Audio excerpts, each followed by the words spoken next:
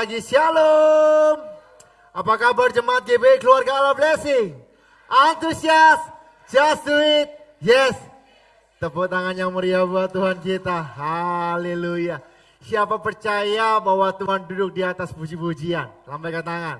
Siapa yang percaya bahwa Tuhan bekerja dalam segala sesuatu termasuk dengan puji-pujian? Lambaikan tangan.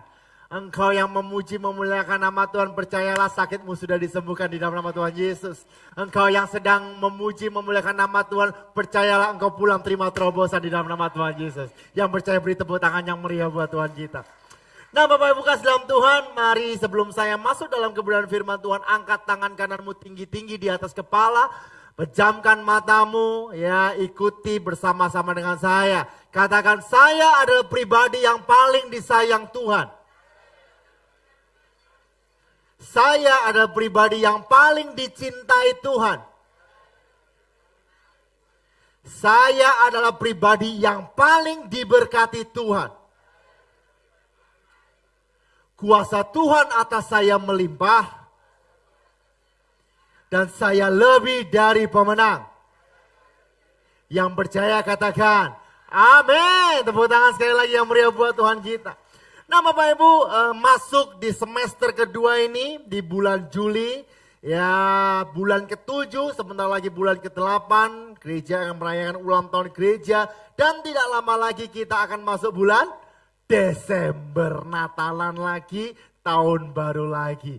Nah Bapak Ibu harus sadar kalau kita ada hari ini itu semua karena kemurahan Tuhan. Kita ada hari ini itu semua karena perlindungannya yang sempurna. Yang percaya katakan amin. Nah hari ini saya akan membawakan tema dengan judul Engrafted in Christ atau dicangkokkan di dalam Kristus. Ya sama-sama kita baca yang bahasa Indonesia saja. 2, 3. Dicangkokkan di dalam Kristus. Nah Bapak Ibu saya akan beri latar belakang sedikit supaya Bapak Ibu mengerti mengapa saya mengambil tema ini. Banyak dari kita tahu bahwa kita hidup di dalam perjanjian baru, kita dicangkokkan di dalam Kristus supaya kita menerima keselamatan. Yang setuju katakan amin. Tapi kalau Bapak Ibu pelajari di dalam perjanjian lama, sebenarnya pencangkokan itu sudah terjadi. Tetapi terkadang kita hanya fokus kepada bangsa Israel. Memang tidak salah, bangsa Israel adalah umat pilihan Allah. Yang setuju katakan amin. Karena itu kalau bangsa Israel adalah umat pilihan Allah, perhatikan Bapak Ibu. Meskipun ditindas, mereka tetap bertumbuh menjadi banyak. Meskipun peperangan yang mungkin tidak mungkin bisa diatasi Bapak Ibu, dia tetap memenangkan pertempuran itu. Bahkan di saat mereka berpaling kepada Tuhan, mereka ditekan, mereka bertobat lagi. Dan Yesus menerima dia sebagai umat pilihannya. Tetapi apakah di dalam perjanjian lama hanya bangsa Israel yang diselamatkan? Rupanya tidak Bapak Ibu. Ada tokoh-tokoh agama yang bukan bangsa Israel tetapi diselamatkan. Contoh Rahab, setuju atau bukan? Ya setuju ya. Lalu ada orang Moab siapa? Rut. Halo. Rut itu orang Moab Bapak Ibu, penyembah berhala. Banyak sesuatu yang tidak berkenan kepada Allah. Tapi di saat Rut mengambil komitmen bahwa aku mengikut engkau. Tuhanmulah Tuhanku, Naomi. Ya Allahmulah Allahku. Disitulah yang namanya Rut mengambil keputusan untuk menerima Tuhan sebagai Tuhan dan Juru Selamat. Yang setuju katakan amin. Lalu apa lagi? Ya di saat saya membaca Bapak Ibu Yunus, Bapak Ibu kisah Yunus. Niniwe yang begitu kejam, bahkan Yunus pun tidak mau menginjili Niniwe. Kan gitu kan ceritanya ya, karena terlalu kejam. Tetapi di saat Yunus berkhotbah, itu pun katanya khotbahnya asal-asalan gitu ya. Tetapi Niniwe seluruh kotanya bertobat dan sadar. Kalau Bapak Ibu baca dalam Yunus 4, Tuhan berkata, ya karena pertobatan Niniwe maka aku tidak jadi menghukum bangsa itu. Artinya apa? Ada sebuah benang merah. Sama-sama katakan benang merah. Benang merahnya adalah siapa yang percaya kepada Kristus dan mengaku dengan lidahnya bahwa juru selamat kita adalah Yesus Kristus, maka engkau akan diselamatkan. Tepuk tangan yang meriah buat Tuhan kita. Nah, dasar ini saya ambil dalam Roma 11 ayat 17 sampai dengan ayat yang ke-20 sebagai pembukaan saya bacakan buat Bapak Ibu. Karena itu, apabila beberapa cabang telah dipatahkan, jadi kalau Bapak Ibu baca perikopnya, ini adalah kejatuhan bangsa Israel Bapak Ibu ya. Karena itu apabila beberapa cabang telah dipatahkan, dan kamu sebagai tunas liar, sama-sama katakan tunas liar. Lihat kanan kiri katakan, kamu tunas liar. Ya, dan sebagai tunas liar telah dicangkokkan di antaranya dan turut mendapat bagian dalam akar pohon zaitun yang penuh getah. Getah maksudnya apa? Penuh vitamin, penuh gizi, penuh protein, ya, penuh berkat Tuhan, penuh perlindungan Tuhan, penuh sukacita daripada Tuhan, penuh damai sejahtera daripada Tuhan. Puji Tuhan, tepuk tangan yang meriah buat Tuhan kita. Nah, kita turut mendapatkan bagian itu. Ayat 18 berkata, janganlah kamu bermegah terhadap cabang-cabang itu. Mungkin kita mengatakan kapok bangsa Israel gak selamat, kapok. No Bapak Ibu, kita tidak boleh bermegah. 2, 3, ingatlah bahwa bukan kamu yang menompang akar itu, melainkan akar itu yang menompang kamu. Ayat 19 saya bacakan. Mungkin kamu akan berkata ada cabang-cabang yang dipatahkan supaya aku dicangkokkan di antaranya sebagai tunas. Rasul Paulus berkata, baiklah. Mereka dipatahkan karena apa? Karena apa? Ketidakpercayaan mereka. Kalau Bapak Ibu pergi ke Israel gitu ya. Rencanakan tahun depan kita mau gathering di Israel Pak Gem ya. Ya. Yang setuju katakan amin. Nah, temenan tak Bapak Ibu, siap enggak iurannya Bapak Ibu?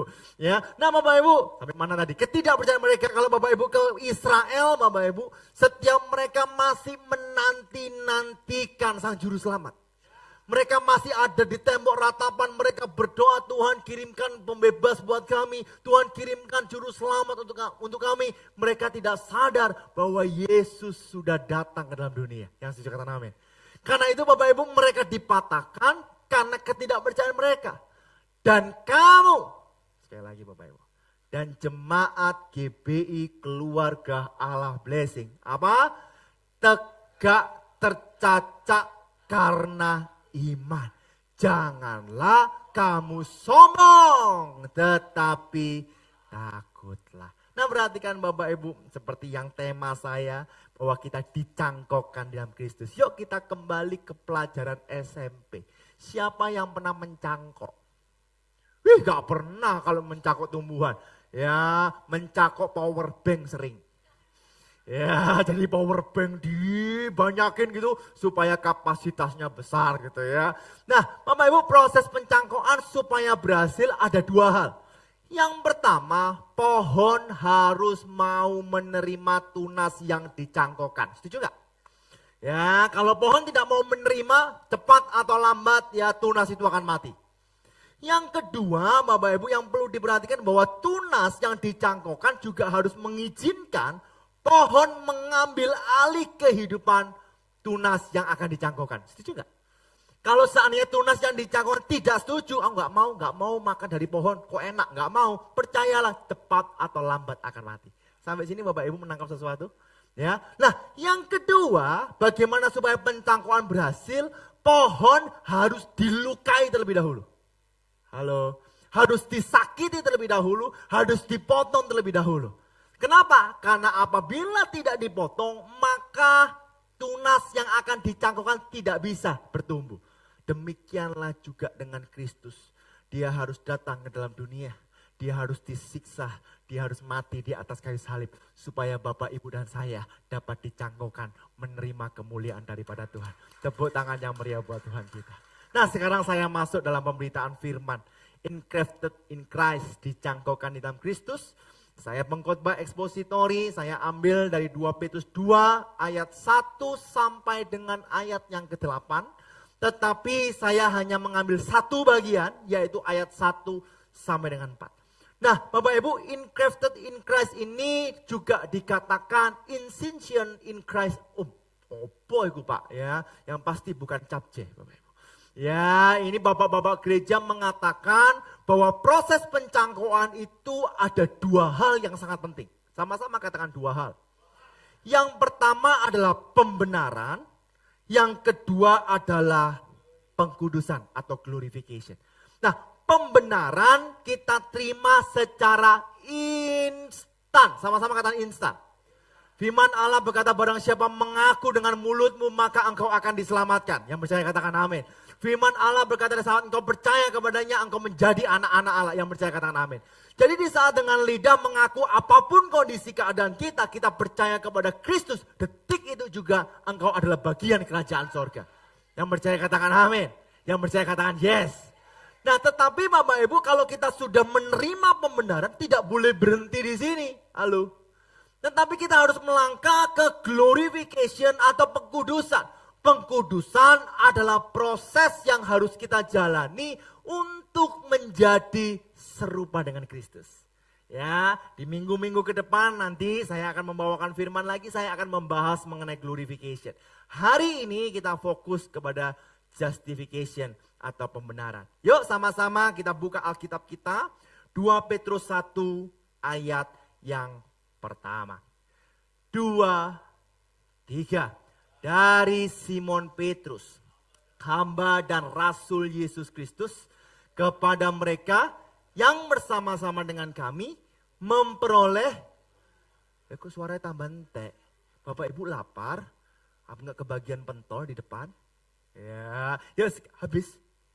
Ya kita baca sekali lagi ya. 2 Petrus 1 ayat 1, 2, 3. Dari Simon Petrus, hamba dan rasul Yesus Kristus, kepada mereka yang bersama-sama dengan kami memperoleh iman oleh karena keadilan Allah dan juru selamat kita Yesus Kristus. Nah Bapak Ibu, izinkan saya membahas latar belakang mengapa surat 2 Petrus itu terjadi.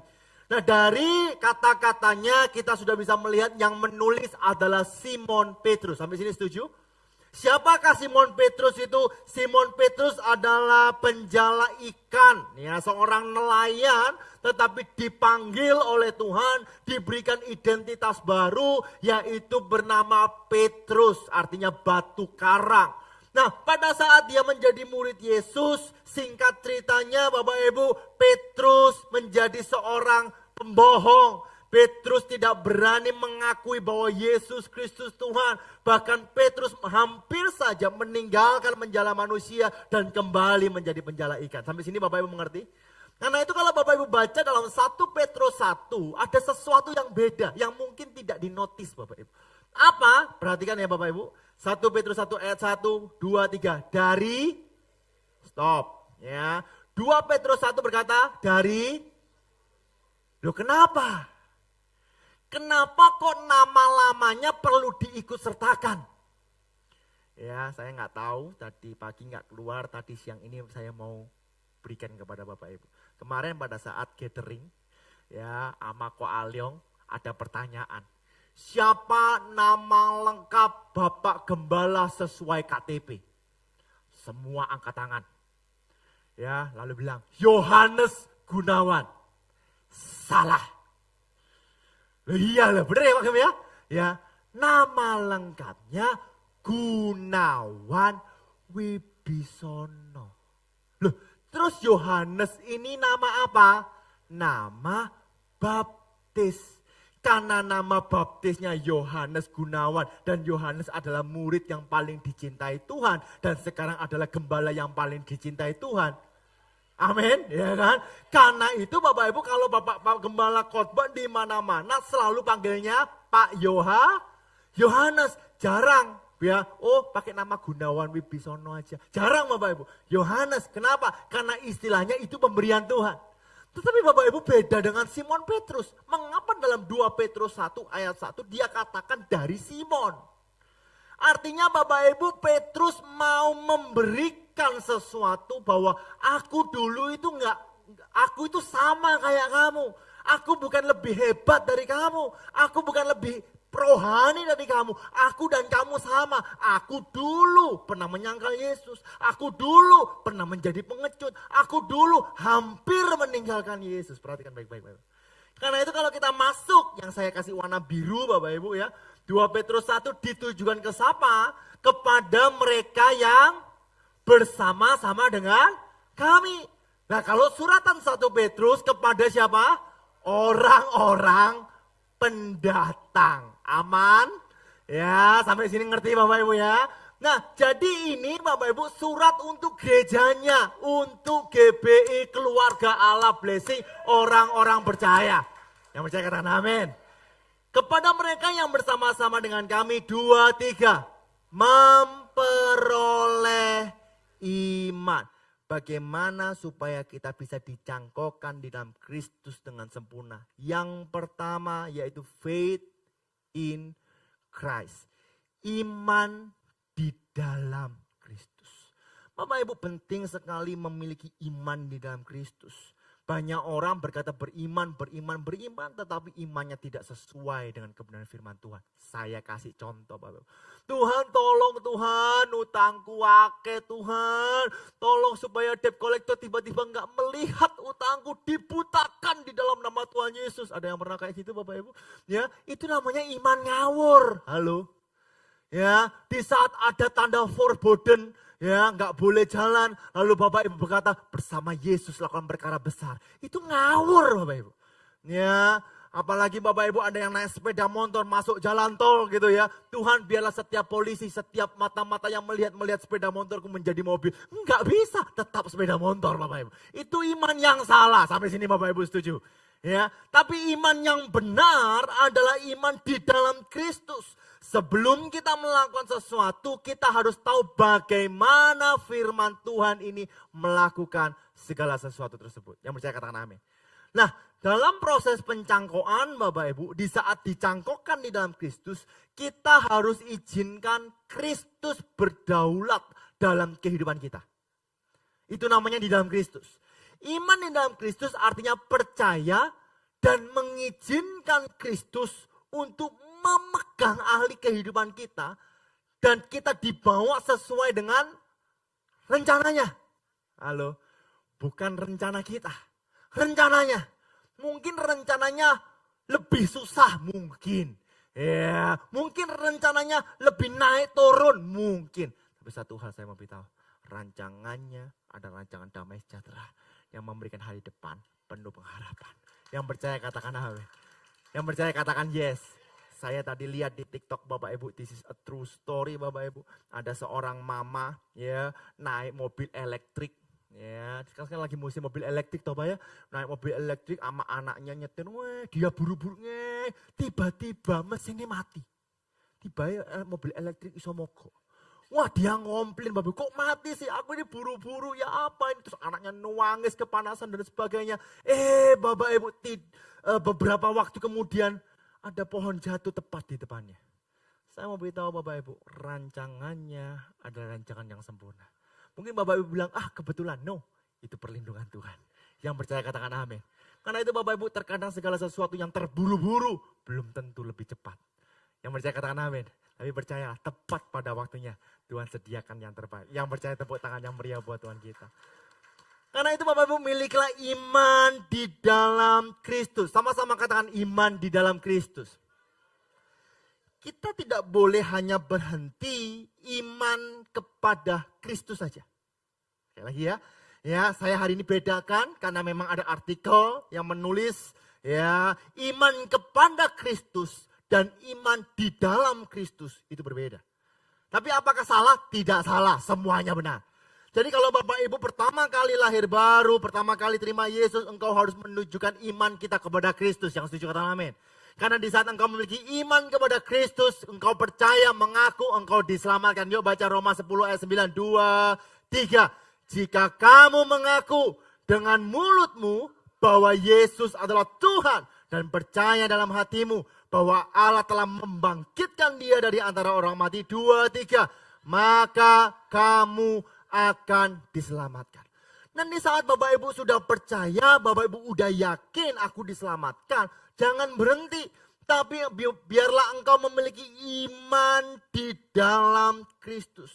Engkau bukan mencari lagi, tapi engkau sudah mendapatkan. Halo, amin. Kamu telah menerima Kristus Yesus Tuhan kita, karena itu hendaklah hidupmu tetap, meskipun ada badai, tetap, sama-sama kata tetap. Meskipun ada badai, meskipun ada persoalan, meskipun ada sakit, meskipun ada utang, temenan tah. Ya, tetap di dalam Dia. Hendaklah kamu berakar di dalam Dia dan dibangun di atas Dia. Hendaklah kamu bertambah teguh. Orang yang diam di dalam Kristus, meskipun badai terjadi, dia tetap teguh dalam iman yang telah diajarkan kepada kita. Dan hendaklah hatimu melimpah dengan syukur. Katakan haleluya. Pujian tadi menyanyikan, dengan sayapmu, apa? Ku akan terbang tinggi di tengah, ku tak menyerah. Kok bisa? Kau kekuatan, terus dan pelindungan bagi siapa? Tepuk tangan yang meriah buat Tuhan kita.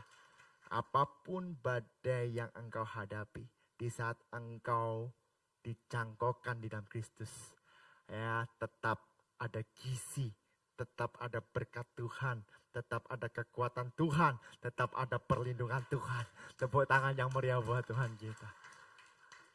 2 Korintus 5 ayat 17. Yuk sama-sama kita baca, ini ayat yang terkenal. 2, 3. Jadi siapa yang ada dalam Kristus, ia adalah ciptaan yang baru. Yang lama sudah berlalu, sesungguhnya yang baru sudah datang. Di saat kita tunas di luar Kristus, kita liar Bapak Ibu, mungkin kita berusaha memakai akal kita, kelicikan kita. Tapi kalau kita sudah dicangkokkan, kita harus taat kepada firman Tuhan. Yang percaya katakan amin. Karena firman Tuhanlah yang membuat kita bertumbuh, ya berbuah untuk kemuliaan namanya Tuhan. Yang percaya katakan amin. Karena itu seperti yang Pak Gembala katakan. Katakan apa yang Tuhan katakan. Jangan katakan apa yang Tuhan tidak katakan. Ya, berbisnislah seperti apa yang Tuhan katakan. Jangan berbisnis seperti apa yang Tuhan tidak katakan. Artinya apa? Ada sesuatu yang baru. Yang percaya katakan amin. 2 Petrus 1 saya lanjutkan. Bagaimana kita memperoleh iman?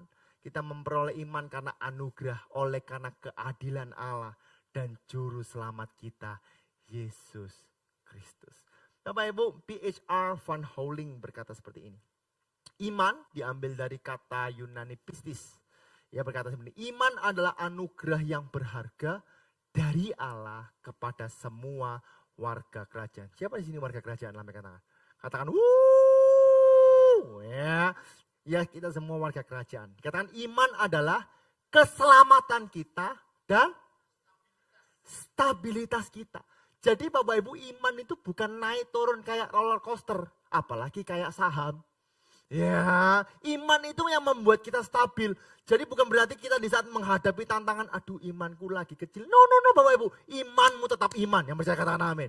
Iman itu dasar Bapak Ibu. Nah, bedakan iman dengan perasaan.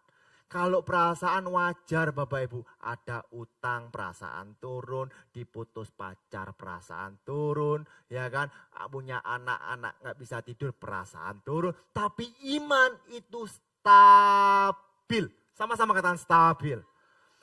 Di pihak lain, iman bukan besaran yang statis, yang tadi saya katakan, tidak naik turun, tetapi akan berkembang dengan tiada henti. Jadi di saat imanmu berkembang tambah besar, semakin besar badai engkau gak takut. Sebab Tuhan beserta kita. Amin. Yang percaya katakan haleluya. Yang kedua Bapak Ibu ya, saya cepat karena waktu. Yang pertama memiliki iman di dalam Kristus. Yang kedua knowing God and Christ. Mengenal Tuhan dan Kristus. 2 Petrus 1 ayat yang kedua. Kasih karunia dan damai sejahtera melimpahi kamu oleh apa? Pengenalan akan Allah dan akan Yesus Tuhan kita. Pertanyaan saya sederhana. Apakah engkau mengenal siapa Tuhan? Apakah engkau mengenal siapa Yesus? Pak, bagaimana caranya saya bisa mengenal? Banyak cara Bapak Ibu. Saya sebutkan 4 saja. Yang terpenting yaitu membaca Alkitab. Sama-sama kata membaca Alkitab. Yo Bapak Ibu, saya dorong Bapak Ibu sama-sama untuk apa? Untuk merenungkan firman Tuhan. Untuk belajar. Pak Gembala sampai hari ini tetap membaca Alkitab. Ya. Lalu apa yang kedua? Berdoa. Sama-sama kata berdoa. Pak, kapan kita berdoa? Berapa kali 1 minggu? Bapak Ibu, orang Kristen itu bukan ditentukan berapa kalinya berdoa. Tapi kehidupannya adalah kehidupan yang berdoa, yang setuju kata Name. Setiap langkahnya ia bersyukur, ya bangun tidur dia berdoa, sikat gigi nyanyi sambil berdoa, ya kan mandi shower, sikat gigi sambil berdoa, sambil nyanyi, ya dalam hati Bapak Ibu. Mama saya langsung ketawa Bapak Ibu ya.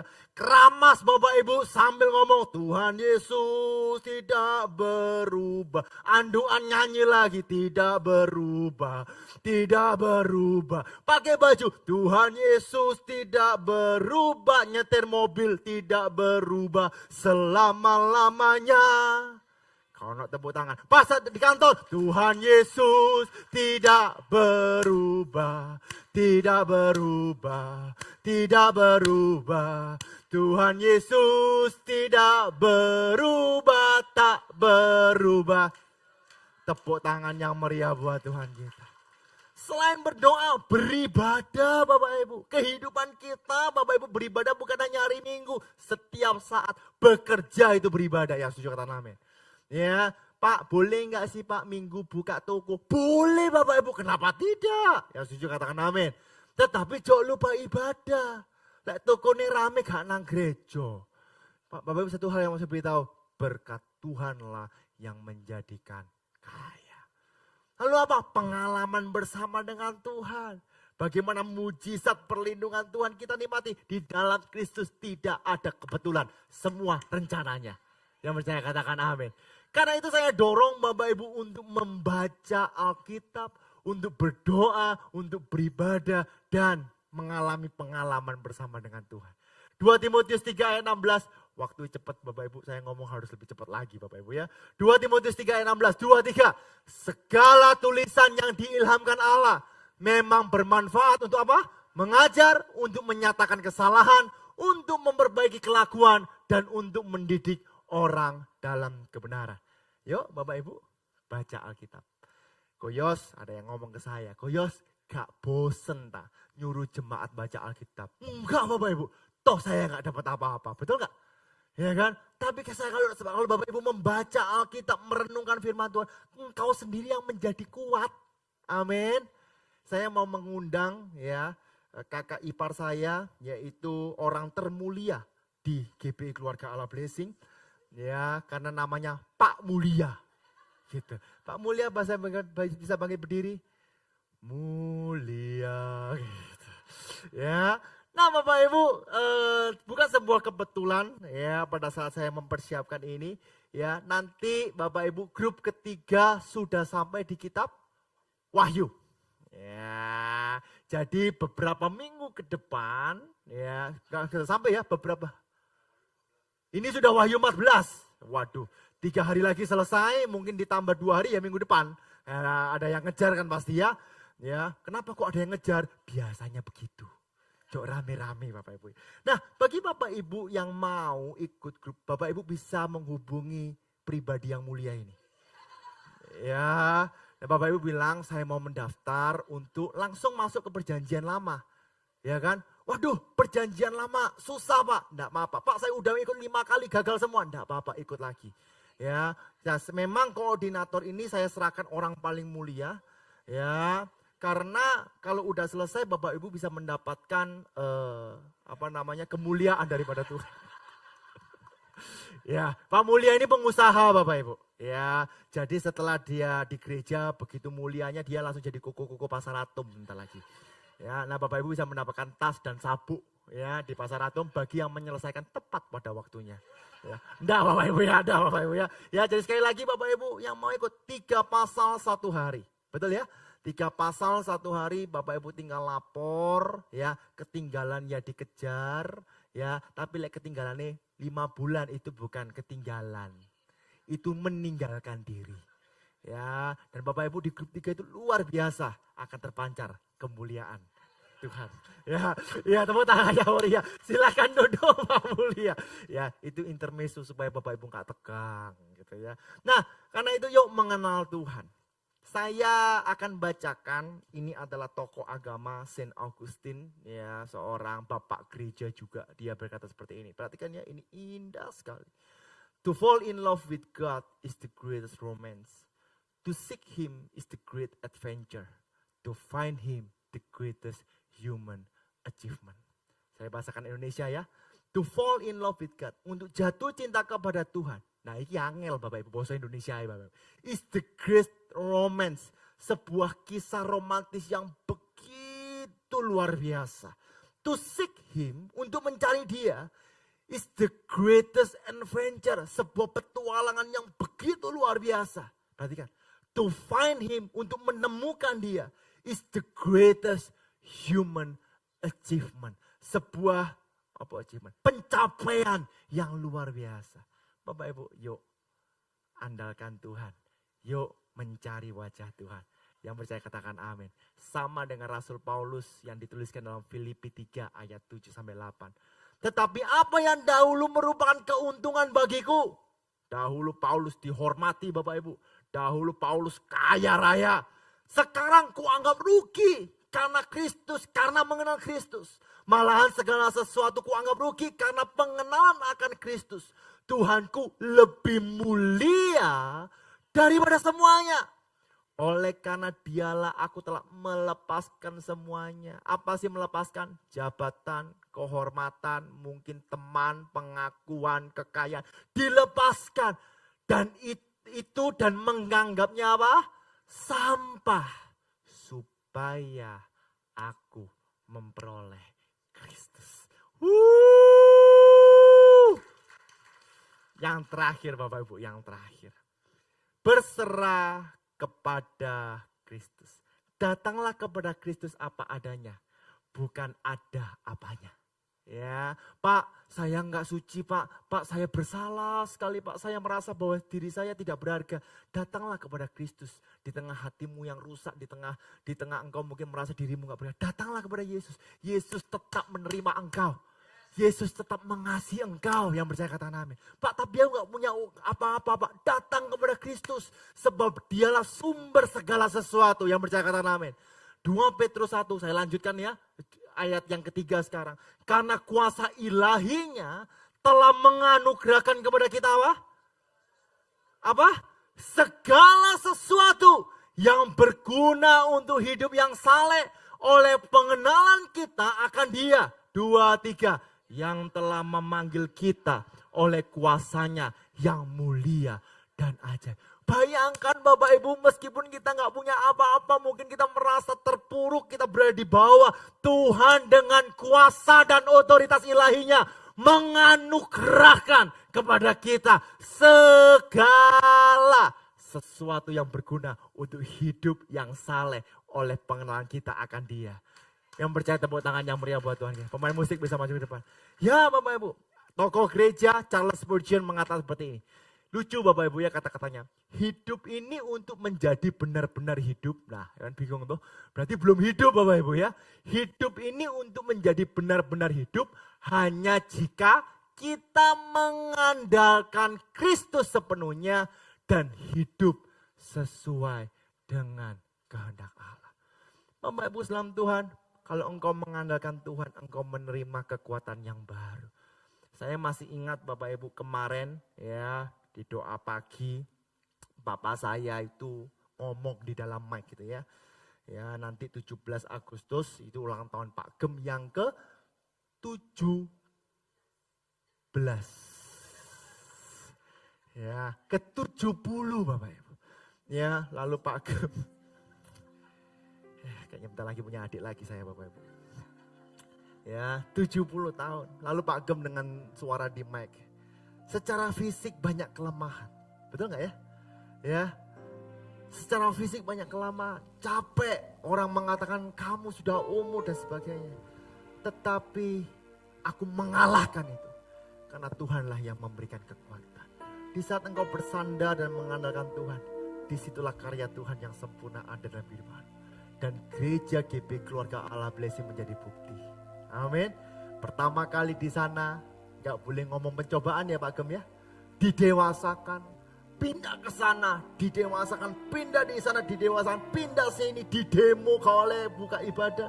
Wah, bagaimana lalu kita akhirnya punya Gading Pantai. Tepuk tangan dong yang meriah buat Tuhan kita. Kemarin saya ketemu orangnya PGLII, Bapak Ibu ketuanya. Pak, gimana Pak untuk izin-izinnya? Beres semua aman. Loh, SKRK, FKUB apa? Aman semua. Wah, luar biasa loh Pak. Kenapa? Karena gereja-gereja lain gak bisa keluar semua. Loh Bapak Ibu, ini belum dibangun. IMB bentar lagi jadi dan semuanya kemuliaan nama Tuhan.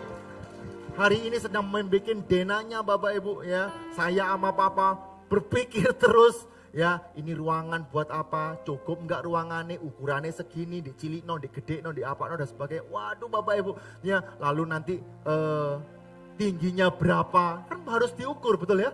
Bapak Ibu mau ada pilar lagi kayak gini Bapak Ibu? Ya kan? Wah kita pikir jangan ada pilar dibuat gini. Nanti pilarnya di situ, nanti mobilnya gimana? Wah mikir Bapak Ibu dan sebagainya. Tapi satu hal Bapak Ibu, penyertaannya sempurna. Rancangannya adalah rancangan sempurna. Percayalah tahun depan Bapak Ibu ya, kau akan melihat Gading Pantai GB Keluarga Allah Blessing adalah bukti bahwa Yesus hidup.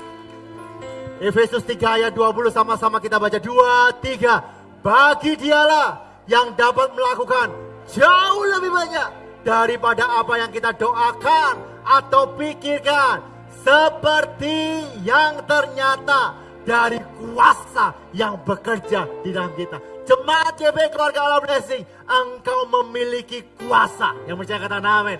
GB Keluarga Allah Blessing, engkau menerima otoritas. Asalkan engkau mengandalkan Tuhan. John Piper, quote terakhir saya. Mengandalkan Kristus berarti meletakkan segala harapan dan kepercayaan kita padanya. Dan melepaskan kontrol penuh atas hidup kita kepadanya. Apakah Bapak Ibu siap dipimpin oleh Tuhan? Dan di saat engkau siap Tuhan, aku mau dicangkau kepada engkau. Aku mau imanku di dalam engkau. Aku mau mengenal engkau. Dan aku mau mengandalkan engkau. Apa yang terjadi? 2 Petrus 1 ayat 4, yuk sama-sama kita baca. 2, 3. Dengan jalan itu, Ia telah menganugerahkan kepada kita janji-janji yang berharga, supaya olehnya kamu boleh mengambil bagian dalam kodrat ilahi dan luput dari hawa nafsu duniawi yang membinasakan dunia. Di saat engkau dicangkokkan kepada Tuhan, janji Tuhan berkata bahwa janji-janji yang berharga dan yang sangat besar diberikan buat kita semua. Come on, yang percaya tepuk tangan yang meriah buat Tuhan kita. Supaya olehnya kamu boleh mengambil bagian dalam kodrat ilahi. Bapak Ibu salam Tuhan, di depan Bapak Ibu semuanya, ya saya mau ilustrasi singkat Bapak Ibu. Ya, untuk menjelaskan dari awal khotbah sampai terakhir. Enak toh? Ya kan? Pak kok gak mau langsung perumpamaan, nanti Bapak Ibu gak dengar khotbah. Ini adalah akuarium. Ya, baru beli Bapak Ibu. Nah Bapak Ibu, inilah kehidupan manusia. Di saat kita lahir ke dalam dunia, semua terlihat baik-baik saja. Setuju? Ya, wah orang tua happy-happy. Bersama lah kalau kita liburan, seolah-olah gak punya utang. Betul ya? Meskipun banyak utangnya. Tapi semuanya berjalan dengan baik. Ya, tetapi percaya atau tidak di saat kita hidup di dalam dunia, masalah demi masalah terjadi dalam kehidupan. Wush, ya bentar Bapak Ibu, ini salah Bapak Ibu, saya tumpahkan dulu. Tadi ini yang dipakai udah basah. Masalah demi masalah terjadi dalam kehidupanmu. Sehingga apa? Mulai kebahagiaanmu hilang. Ya, lalu Bapak Ibu berlanjut umur, mulai lagi rusak Bapak Ibu. Bahkan dari usaha semuanya dihancurkan Bapak Ibu. semuanya dihancurkan Bapak Ibu. Sehingga engkau merasa, Tuhan aku udah gak berharga lagi Tuhan. Tuhan aku rusak Tuhan. Tuhan bagaimana Tuhan. Aku gak layak di hadapan-Mu Tuhan. Dipakai minum aja gak bisa Bapak Ibu. Tapi Bapak Ibu, milikilah iman kepada Tuhan. Datanglah kepada Tuhan apa adanya. Pak, tapi gak layak. Boleh gak aku membenahkan diriku terlebih dahulu? Plester. Ya, supaya saya benarkan dulu. Supaya aku kudus di hadapan-Mu. Supaya engkau berkenan. No, Bapak Ibu. Datanglah kepada Tuhan apa adanya. Di saat engkau datang kepada Tuhan apa adanya Bapak Ibu. Sedikit demi sedikit. Pak, kok masih ngapung Pak? Isilah hidupmu dengan firman. Tenggelamkan dirimu di dalam kasih Tuhan. Tenggelamkan di dalammu dengan kasih Tuhan. Apa yang terjadi Bapak Ibu? Orang tidak akan melihat gelasnya rusak, no. Tapi orang akan melihat akuarium yang begitu sempurna, tak bercacat dan tak bercela. Yang setuju katakan amin. Datang kepada Tuhan apa adanya, terima Yesus sebagai Tuhan dan Juru Selamat. Saya mau tanya, permasalahan ada nggak? Masalah ada nggak? Badai ada nggak? Badai tetap ada. Perhatikan Bapak Ibu, di saat badai persoalan ada, bukan engkau yang diserang, tapi karena engkau membentengi dengan firman. Perhatikan, dia tidak memiliki kuasa untuk menghancurkan engkau. Dia tidak memiliki kuasa untuk meruntuhkan engkau. Bahkan Bapak Ibu, Tuhan akan membuat segala sesuatu menjadi sempurna adanya. Sebab engkau ada di dalam Dia. Mungkin engkau merasa kekurangan. Aduh Tuhan, aku gak mengalami damai sejahtera. Aku gak puas. Aku udah melakukan itu. Aku gak puas. Aku punya ini. Aku gak puas. Bagaimana? Satu hal.